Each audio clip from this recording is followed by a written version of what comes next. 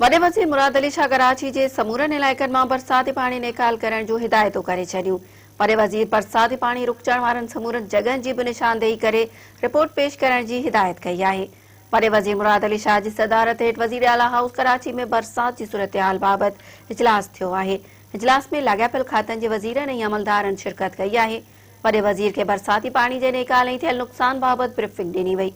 वॾे वज़ीर कराची जे मुख़्तलिफ़ इलाइक़नि मां बरसाती पाणी नेकाल न करण ते इंतिज़ामिया खां सख़्त पुछाणो कयो ऐं शहर मां फौरी तौर पाणी कढण जूं हिदायतूं जारी कयूं।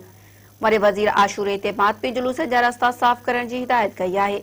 मुराद अली शाह चयो आहे त इन ॻाल्हि जो अहसासु आहे त अमलो घटि आहे। डिप्टी कमिश्नर्स ख़ानगी अमलो मुक़ररु करे सफ़ाई सुथराई कराइनि। मुराद अली शाह चयो त बरसाती पाणी रुकजण वारनि समूरनि जॻहियुनि ते निशानदेही करे ॿुधायो वञे। पाणी जे वहिकिरे में रुकावट सरकारी इमारतूं हुजनि या ख़ानगी समूरनि खे टाथो वञे। वॾे वज़ीर चयो त कराची खे ठीकु करणो पवंदो, पोइ भले कहिड़ा बि सख़्त क़दम खणणा पवनि।